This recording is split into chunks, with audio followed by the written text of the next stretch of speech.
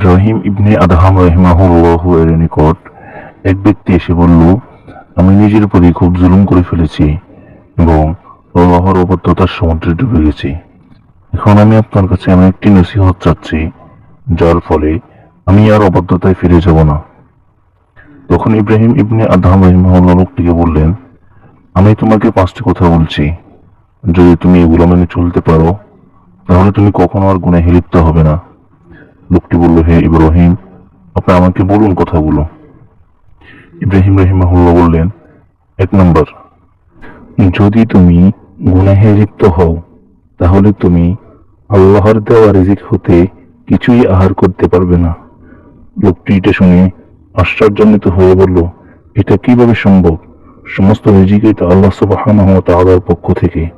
তখন ইব্রাহিম রাহিমাহুল্লাহ লোকটিকে বলল, তুমি কি এটা জানা সত্ত্বেও আল্লাহর অবাধ্যতা করবে এবং তার রিজিক গ্রহণ করবে? 2 নম্বর, ইব্রাহিম ইবনে আদহাম রাহিমাহুল্লাহ লোকটিকে বললেন, যদি তুমি গুনাহ করো তাহলে তুমি আল্লাহর সৃষ্টি করা জমিনে থাকতে পারবে না। লোকটি বলল, এটা কিভাবে সম্ভব? পুরো দুনিয়াটা তো আল্লাহ সুবহানাহু ওয়া তাআলা সৃষ্টি করেছেন। তখন ইব্রাহিম রাহিমাহুল্লাহ লোকটিকে বললেন, এটা কি করে হতে পারে? তুমি তার দেওয়া জমিনে চলাচল করবে এবং তার ইবাদত করবে।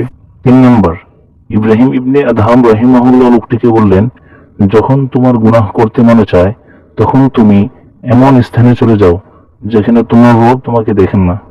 লোকটি বলল, এটা কি করে হতে পারে? আল্লাহ তাআলা তো সবকিছু দেখেন এবং সবকিছু শোনেন। তিনি তো বলেছেন তিনি সামিউন বাসীর। 4 নম্বর, ইব্রাহিম ইবনে আদহাম রাহিমাহুল্লাহ লোকটিকে বললেন, যখন তোমার নিকট মৃত্যুর ফেরেশতা আসবে জান কবজ করার জন্য, তুমি তাকে বলবে, আমাকে আরো কিছু দিনের জন্য সময় দাও।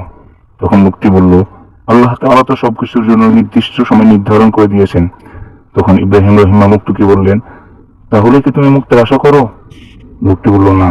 5 নম্বর, ইব্রাহিম ইবনে আদহাম রাহিমাহুল্লাহ লোকটিকে বললেন, যখন তোমার নিকট জাহান্নামের ফেরেশতা আসবে জাহান্নামে নামার জন্য, তুমি তাকে বলবে, আমি তোমার সাথে যাব না।